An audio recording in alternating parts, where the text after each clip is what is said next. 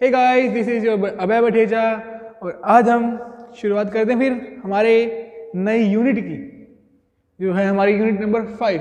अब देखिए आज हम क्या पढ़ेंगे। पहले तो ये देखते हैं कि आज हमने क्या पढ़ना है। तो सबसे पहले आप अपना सिलेबस उठाएं। आपने अभी तक अगर अपने सिलेबस को प्रिंट आउट नहीं लिया ना तो बेटा अब तो ले लो। सिर्फ 4 महीने से भी कम समय आपके पास, अब तो 3-1 महीने रह चुके हैं। तो हमारी यूनिट 5 हम यूनिट 1 कवर कर चुके हैं, यूनिट 2 कर चुके हैं, यूनिट 3 कर चुके हैं, यूनिट 4 कर चुके हैं। आपने नहीं देखा तो डिस्क्रिप्शन में उनके लिंक दिए हुए हैं, वहाँ जाके आप देख सकते हैं। तो अब बारी है हमारी यूनिट 5 की। अब यूनिट 5 यहाँ आती है ना, थोड़ा सा इसमें गोलमाल है कि आपकी जो बुक है उसके 2 चैप्टर्स हैं इसके अंदर। यूनिट 5 के अंदर आपके 2 चैप्टर्स हैं, chapter number 5 and chapter number 6। आपके 2 चैप्टर्स दिए हुए हैं, तो हम इसको चैप्टर वाइज ही करेंगे। तो आज हम जो कवर करेंगे हमारा chapter number 5 children in sports करेंगे, जो है motor development and factors affecting it.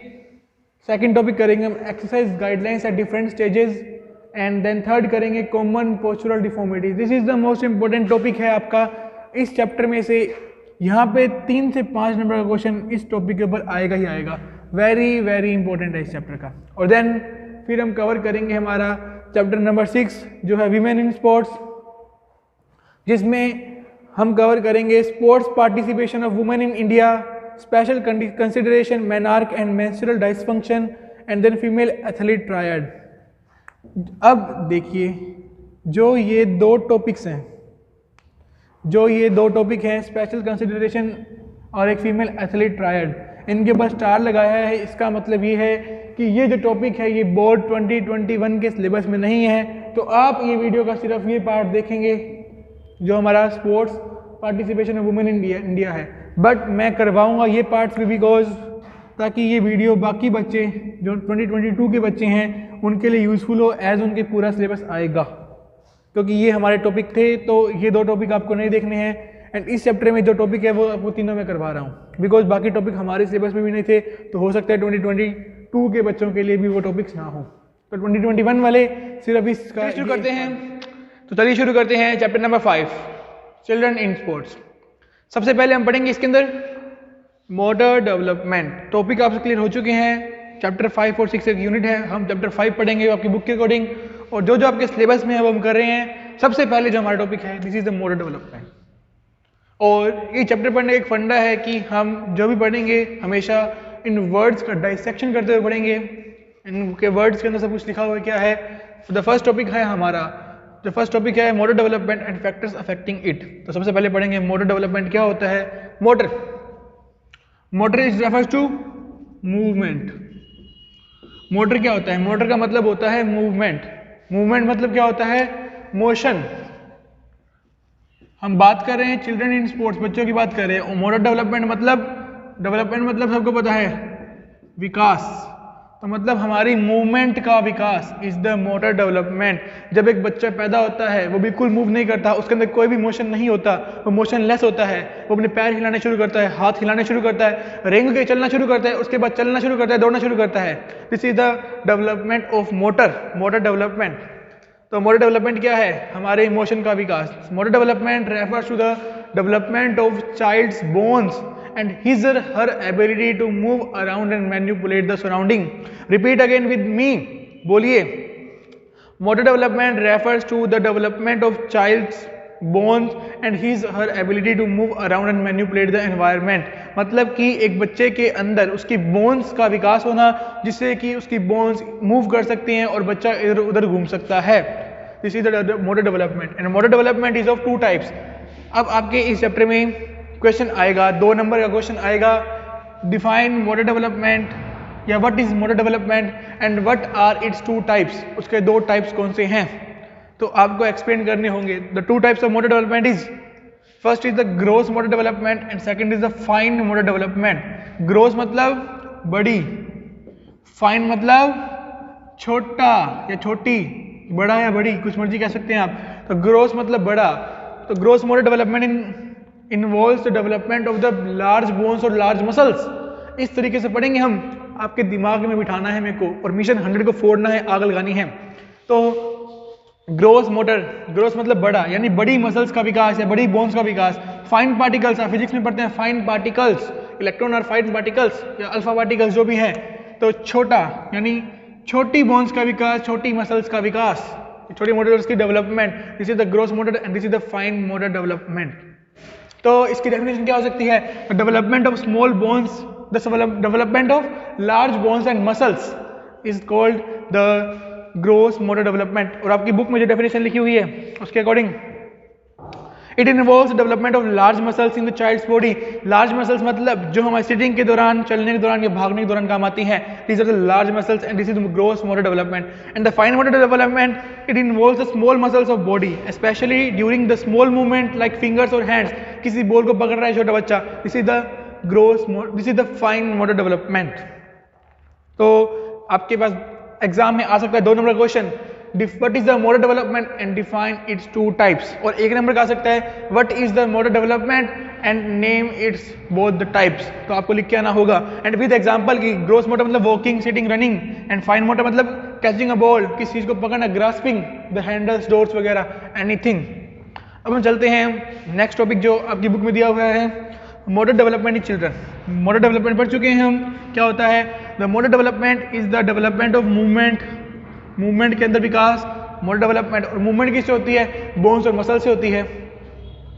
तो अब ये 3 स्टेजेस दी हुई हैं, इन 3 स्टेजेस के ऊपर the early childhood, middle childhood और लेट चाइल्डहुड, इन तीनों स्टेजेस के ऊपर हमारे जो बॉडी के अंदर क्या क्या मोटर डेवलपमेंट होती है। तो early childhood refers to 3 to 6 years, early childhood refers to 3 to 6 years, middle is to 7 to 10 and late is to 11 to 12. These are the early childhood, middle childhood and late childhood. तो early childhood जब बच्चा 3 से 6 साल का होता है तब उसके अंदर क्या क्या डेवलपमेंट होती है। आपने अपने आसपास देखा होगा, आपके छोटे भाई बहन जो भी रिश्तेदार वगैरह जो भी हैं उनके अंदर आपने डेवलपमेंट को गौर किया होगा। वही सब लिख के आना है, कोई यहाँ पे बड़ी फिलोसफी है नहीं, और इसके आने की चांसेस 99% चांसेस है कि ये नहीं आएगा। 99% चांस है कि आपके ये नहीं आएगा। इस चैप्टर के जो 2 मेन टॉपिक्स हैं वो है motor development and third and एक टॉपिक है जो इस बोर्ड में पूरा नहीं आया, इसके बाद अगली स्लाइड में बात करेंगे अपने, वो है हमारा पोस्चुरल डिफॉर्मिटीज। तो इसके चांस आने की चांस बहुत कम है, इसको फटाफट करेंगे हम, बिकॉज इसमें इतना एफर्ट नहीं डालना। मैंने पहले ही बताया आपको 80-20% वाला रूल लगाना है, 80% स्ट्रॉन्ग टॉपिक्स को अच्छे से करना है और 20% टॉपिक्स आप इन टॉपिक्स को अपनी मर्जी से भी लिख सकते हैं, कोई इसमें बड़ा नहीं है, अपनी मर्जी से लिख सकते हैं। तो मेन पॉइंट्स बता देता हूँ इसके आपको। Early childhood is also known as the preschool years, मतलब प्री स्कूल ईयर्स होते हैं ये, UKG, LKG, nursery, pre nursery, आजकल प्ले स्कूल चलता है, these are the preschool years, इनको प्री स्कूल ईयर्स बोलते हैं। इस टाइम पर बच्चे का सबसे ज़्यादा डेवलपमेंट होता है। हमारी बॉडी में हमने कितनी भी, हमारे ब्रेन में जितना डेवलप होना है 90% तक डेवलपमेंट हमारा 5 साल या 6 साल तक हो जाता है। 5 to 6 ईयर्स तक 90% डेवलपमेंट हो जाता है, इसके बाद बहुत कम डेवलपमेंट होता है हमारी बॉडी के अंदर। तो अर्ली चाइल्डहुड में सबसे ज़्यादा मैक्सिमम डेवलपमेंट होता है, this is the preschool years होते हैं ये। यहाँ पे बच्चा हर एक मतलब मूवमेंट करने लग जाता है और उन 2 मूवमेंट्स को कंबाइन कर सकता है। जैसे बच्चा रेंग रहा है तो चलना सीखता है, चलना दौड़ना सीखता है। अब कूदना सीखा बच्चे ने तो बच्चा क्या करता है, भागते भागते कूद भी सकता है, किसी भी 2 या 3 को कंबाइन करके भी उस मूवमेंट को वो कर सकता है। देन आता है मिडिल चाइल्डहुड 7 to 10 ईयर्स, आप भी इस दौर से गुजरे हैं 7 to 10 ईयर्स। इस टाइम पे बच्चा क्या होता है इस टाइम, और द मेन पॉइंट यहाँ का है इस टाइम पे कंपटीशन नहीं होता। एंड द मिडिल चाइल्डहुड इस जगह पे क्या होता है, कंपटीशन होता है। बच्चा कंपटीशन करता है अपने आसपास, वो और बच्चों के साथ खेलता है, बाहर गली में, कहीं पे पार्क में, स्कूल में खेलता है और बच्चों के साथ में, और कंपटीशन करता है कि मेरे को इससे भी अच्छा करना है, अच्छा एफर्ट करना है। और वो चाहता है कि वो किसी भी एक्टिविटी, जिस एक्टिविटी में उसका इंटरेस्ट बढ़ रहा है, क्रिकेट में बढ़ रहा है, फुटबॉल में बढ़ रहा है, टेबल टेनिस, बैडमिंटन, किसी भी चीज में उसका इंटरेस्ट बढ़ रहा है, तो वो इस टाइम पे चाहता है कि वो कंपटीशन करे और सब चीज़ों में अच्छे से करे एंड वो उस चीज़ को मास्टर कर ले, वो किसी भी चीज़ में मास्टरी करना चाहता है द मिडिल चाइल्डहुड के अंदर। देन आता है हमारा late childhood is to 11 to 12 years. आजकल प्यूबर्टी बोल सकती हैं, एडोलसेंस बोल सकते हैं और प्री एडोलसेंस भी बोल सकते हैं 11 to 12 को, क्योंकि यहाँ पे हमारे जो एडोलसेंस होते हैं, हमारी जो बॉडी में सेक्सुअल चेंज आते हैं वो आने शुरू हो जाते हैं। और इस टाइम के अंदर गर्ल्स एंड बॉयज एक दूसरे से अपने आप को डिस्टिंग्विश करना शुरू कर देते हैं। गर्ल्स के गेम्स खेलती है, गर्ल्स के साथ कम्पीट करती हैं, बॉयज़ के साथ कम्पीट करते हैं। उनको पता लग जाता है कि उनके अंदर जो फिजिकल स्ट्रेंथ के अंदर, जो उनकी फिजिकल स्ट्रेंथ में जो भी डिफरेंसेस हैं यहाँ पे उनके सामने आने लग जाते हैं। एंड गर्ल्स से कम्पीट करती है, बॉयज़ से कम्पीट करते हैं, अपना अलग अलग गेम खेलना शुरू कर देते हैं वो। तो एकदम कॉमन है ये, आप खुद भी लिख सकते हैं, एक बार थोड़ा सा पढ़ जाना इसको जो लिखा हुआ है इसके अंदर।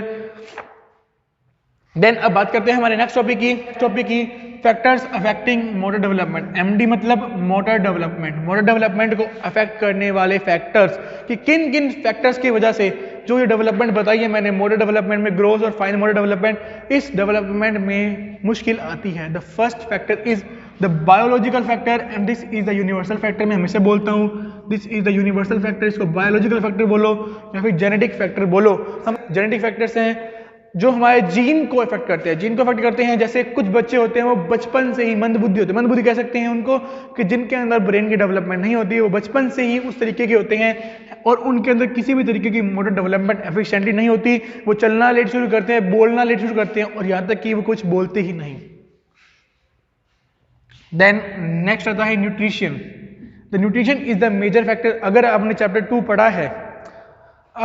पढ़ा है तो इस फैक्टर को आप इजीली समझ सकते हैं, और अगर नहीं पढ़ा है तो ऊपर आई बटन पे क्लिक करें और आपको मिलेगा चैप्टर 2 का लिंक हमारा है, बहुत अच्छा मैंने एक्सप्लेन किया हुआ है। न्यूट्रिशन में क्या है, आपने चैप्टर 2 में पढ़ा है कि कितने सारे विटामिन, मिनरल, न्यूट्रिएंट्स सब कुछ पढ़ चुके हैं आप। उनकी किसी भी पर्टिकुलर किसी भी न्यूट्रिएंट की, विटामिन की डेफिशिएंसी होगी आपकी बॉडी के अंदर तो आपको कोई ना कोई डिजीज होने का खतरा होता है, पर्टिकुलर डिजीज हो जाती है। जैसे विटामिन ए की कमी है आपके अंदर, तो विटामिन ए की कमी से आपके अंदर जीरोपथैलेमिया हो सकता है, और विटामिन बी की कमी से, B1 की कमी से बेरी हो सकती है आपकी बॉडी के अंदर।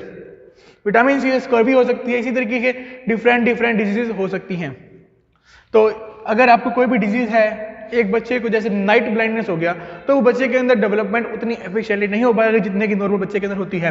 देन आता है हमारा next, physical activity and opportunities. सबसे बड़ी बात है अपॉर्चुनिटीज। अगर कोई माँ बाप, आजकल क्या है, हाइजीन करते थे बच्चे।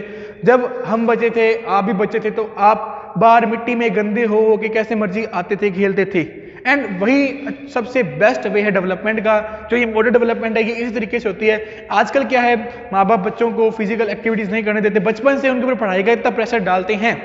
पढ़ते हम भी थे, हमने भी पढ़ा है, हमारे भी 12th में नंबर आए हैं, बट बिल्कुल प्रेशर नहीं लेते थे, आराम से पढ़ते थे। आजकल छोटे बच्चों को इतना प्रेशर है कि उनके अंदर डेवलपमेंट अच्छे से नहीं हो पाती है। आजकल 4-5 साल के बच्चों को चश्मा लगा हुआ है, बिल्कुल बेकार लाइफस्टाइल है, डेवलपमेंट अच्छे से नहीं होती, उनको अपॉर्चुनिटीज ही नहीं मिलती। There are lack of opportunities. उनके पास अपॉर्चुनिटीज का लैक है, मतलब उनको माँ बाप खेलने ही नहीं देते, उनको अपॉर्चुनिटी नहीं मिलती खेलने की। अगर उनको अपॉर्चुनिटी नहीं मिलेगी खेलने की तो उनके अंदर मोटर डेवलपमेंट अच्छा नहीं हो पाएगा।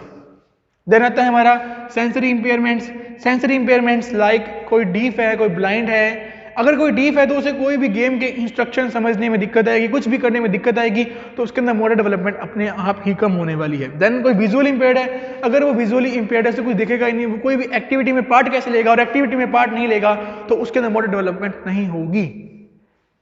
देन आता है हमारा पोस्चुरल डिफॉर्मिटीज। आप आगे पढ़ेंगे, ये this is the important factor है। आपके पास क्वेश्चन ये भी आ सकता है, 3 नंबर का क्वेश्चन आ सकता है, define motor development and factors affecting it.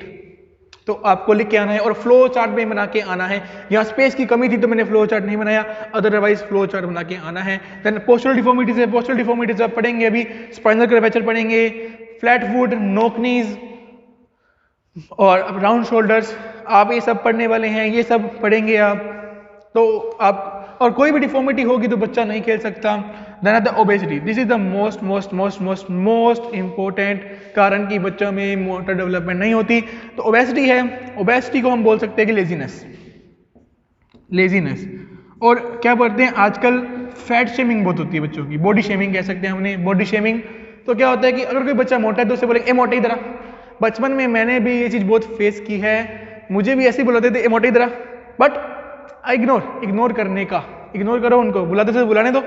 क्या आता है, ओबेसिटी है तो आती है बच्चे में लेजीनेस, और लेजीनेस आती है तो वो किसी भी एक्टिविटी में मन नहीं करेगा, बाहर जाके खेलने का मन नहीं करेगा, बस खाएगा और सो जाएगा, एंड उसकी मोटर डेवलपमेंट नहीं होगी। तो यहाँ पे ओबेसिटी मतलब लेजीनेस, तो बच्चों को मोटा होने नहीं देना चाहिए। आजकल क्या करते हैं, खिलाई जाओ खिलाई जाओ खिलाई जाओ बच्चों को, और कोई काम करने मत दो, उन्हें खुद उठा के घुमाने लेके जाओ। हमारे टाइम में पूरा दिन खेलते रहते थे यार मिट्टी के अंदर। तो this is the best way of motor development.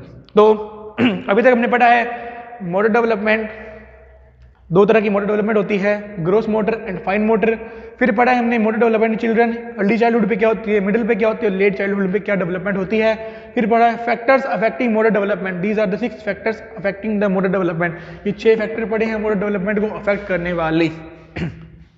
तो अब यहाँ पे आपके जो क्वेश्चन बन सकते हैं मैं आपको बता रहा हूँ, वो एमसीक्यू में आ सकता है, इनमें से किसी के ऊपर क्वेश्चन, या फैक्टर्स अफेक्टिंग मोटर डेवलपमेंट में आ सकता है। इनमें से कोई 3 लिख देगा और चौथा कोई अलग होगा कि which of the following is not a factor that affect the motor development. ठीक है, ऐसा आ सकता है define motor development and write the factors affecting it, define motor development and its 2 types और its type, describe also its types. ऐसा आ सकता है क्वेश्चन। अब हम बात करेंगे हमारे नेक्स्ट टॉपिक के ऊपर, जो है exercise guidelines for different stages of growth and development. Exercise guidelines मतलब कि किस तरीके की फिजिकल एक्टिविटी बच्चों को करनी चाहिए। इन 5 स्टेजेस के ऊपर बांटा गया है आपकी बॉडी को, मतलब अपने जो एज कैटेगरी है इसको 5 में कैटेगराइज किया गया है, और इन 5 स्टेजेस पे बताया गया कि किस किस तरह की फिजिकल एक्टिविटीज में बच्चे को एंगेज करना चाहिए। और आप भी ध्यान रखना कि जब आप पेरेंट्स बनेंगे फ्यूचर में जाके, तो आप भी इन बातों को ध्यान रखिए ताकि आपके आगे जो आने वाली जनरेशन है उसकी मोटर डेवलपमेंट अच्छी हो। तो द फर्स्ट स्टेज आती है इन्फेंसी। जैसा कि हम पहले पढ़ चुके हैं, इन्फेंसी के ऊपर the motor development take place करती है। यहाँ पे बच्चा चलना सीखता है। ये वो स्टेज होती है जब बच्चा 1 से 2 साल का होता है, वो रेंगता है और चलना सीखता है। दिस इज द स्टेज जब बच्चा चलना सीखता है। अब इस टाइम पे क्या होता है, आजकल वो नया फैशन आ चुका है, वो स्ट्रोलर से आते हैं, बच्चों को उसमें बिठाया और घुमाने ले गए। सबसे बड़ी गलती यही है कि उसके अंदर बच्चे घुमाए जा रहे हैं, जबकि उस टाइम पे बच्चे को खुद को चलने देना चाहिए। नीचे चले, पूरा दिन चलता रहे। आप उसका ध्यान रखें कि वो किसी इलेक्ट्रिक स्विच को हाथ ना लगाए, कहीं पे हाथ ना लगाए, बस ये ध्यान रखें आप उसका। हम कि किसी भी नोकीली चीज को हाथ ना लगाए जिससे लग जाए उसको नीचे फ्रीली छोड़ें। वो आप उसको बाहर पार्क में लेके जा रहे हैं, पार्क में उस पर घुमा रहे हैं, कोई फायदा क्या उसको पार्क में घुमाने का। दिस इज द वेरी, मतलब आपकी बुक में साफ साफ लिखा हुआ है।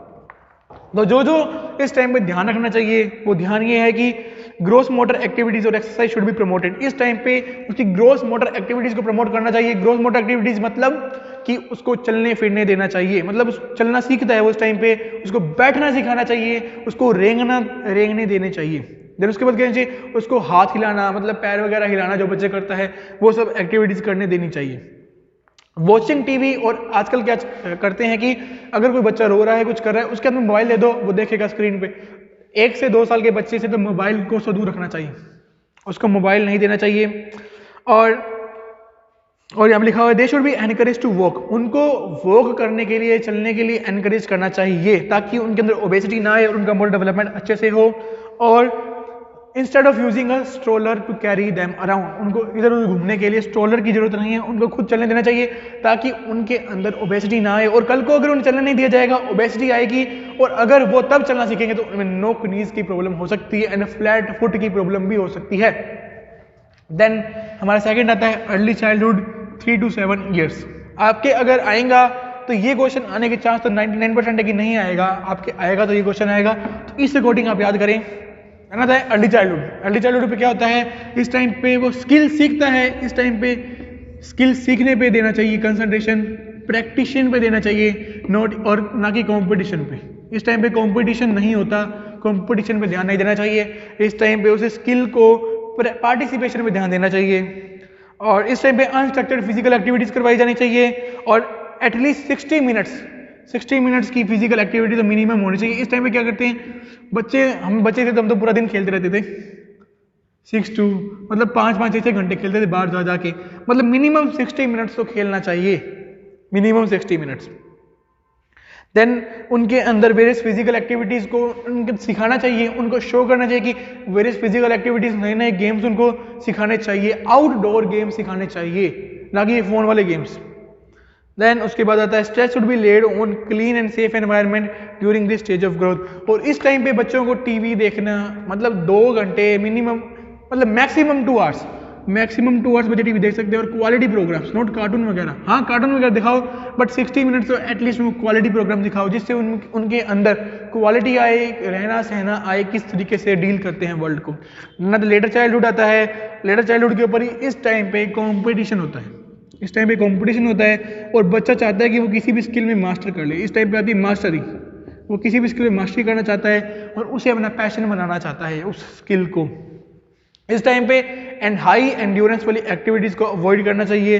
इस टाइम पे सोशल कॉन्शियसनेस आनी चाहिए। इस टाइम पे बच्चों के अंदर कंपटीशन आना चाहिए। कंपटीशन आएगा तो उनके अंदर कुछ क्वालिटीज डेवलप करनी चाहिए हमें, जैसे एंजॉइंग द गेम, गेम को एंजॉय करना with in the rule and regulation, fair play करना, स्पोर्ट्समैनशिप दिखाना, सिंपल स्ट्रेटजीज एंड टैक्टिक्स उन्हें सिखानी चाहिए। देन आती है एडोलसेंस। एडोलसेंस जो एज हमारी है 13 to 19 ईयर्स, इस 13 to 19 ईयर्स की एज के अंदर बच्चे को मॉडरेट से विग्रस इंटेंसिटी एक्सरसाइज करनी चाहिए 60 मिनट्स तक। 60 मिनट्स की इंटेंसिटी वाली एक्सरसाइज शुरू कर देनी चाहिए। 60 मिनट्स की इंटेंसिटी वाली एक्सरसाइज शुरू कर देनी चाहिए। इस टाइम पर बच्चे को जो मसल स्ट्रेंथनिंग एक्सरसाइज है वो शुरू कर देनी चाहिए, और वो भी मतलब एटलीस्ट 2 और 3 डेज इन अ वीक के अंदर। और यहाँ पे बच्चे को उसका सेडेंट्री लाइफस्टाइल फॉलो नहीं करना चाहिए, सेडेंट्री लाइफस्टाइल को रिड्यूस करना चाहिए। सेडेंट्री को रिड्यूस करना चाहिए, जितना हो सके आप चलें, दौड़े, घूमें फिरें। बाइक वगैरह का अगर छोटे डिस्टेंस तक जाना है तो बाइक वगैरह का यूज़ ना करें, ये आपके लिए भी अच्छा है और एनवायरनमेंट के लिए भी अच्छा होगा। देन आता है हमारा, और इस टाइम में वेट ट्रेनिंग नहीं करनी चाहिए। हाई इंटेंसिटी एक्सरसाइज मतलब रनिंग होगी, स्प्रिंट हो गया, वेट ट्रेनिंग इस स्टेज पे नहीं करनी चाहिए। देन आता है हमारा अडल्टहुड विच इज 19 प्लस। तो इस स्टेज पे क्या होना चाहिए, एक बच्चा जो होता है 19 ईयर्स के बाद पूरा मैच्योर हो जाता है। यहाँ पे एक्टिव लाइफस्टाइल फॉलो होना चाहिए। राइडिंग, बाइक राइडिंग कर सकता है बच्चा, वॉकिंग कर सकता है, स्विमिंग कर सकता है, मॉडरेट इंटेंसिटी और हाई इंटेंसिटी एक्सरसाइज कर सकता है। और इस टाइम के ऊपर बच्चा जो है जिम ज्वाइन करके अपनी मसल स्ट्रेंथनिंग की एक्सरसाइज भी कर सकता है।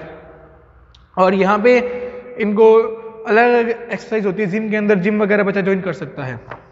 देन जो नेक्स्ट टॉपिक था आपका वेट ट्रेनिंग, वो आपके सिलेबस में नहीं है। जो नेक्स्ट टॉपिक आपके सिलेबस में है वो है some common postural deformities. So guys that's all for today, and बाकी का हम कवर करेंगे हमारे नेक्स्ट वीडियो के अंदर, जो होगा हमारा some common postural deformities. And उस मतलब कि लेक्चर से मैं कहना चाहूंगा कि आपके क्वेश्चन पक्का आएगा, 3 से 5 नंबर का क्वेश्चन डेफिनेटली आएगा सम कॉमन पोस्चरल डिफॉर्मिटीज के ऊपर। सो अच्छे से देखना है, and all the very best. इसी तरह पढ़ते रहें, और अब मई आने वाली है, अपनी प्रिपरेशन को जारी रखें, और मुझे विश्वास है कि अफोर्ड के आएंगे, मिशन 100 करके आएंगे और आग लगा के आएंगे। ऑल द वेरी बेस्ट, इसी तरह पढ़ते रहे।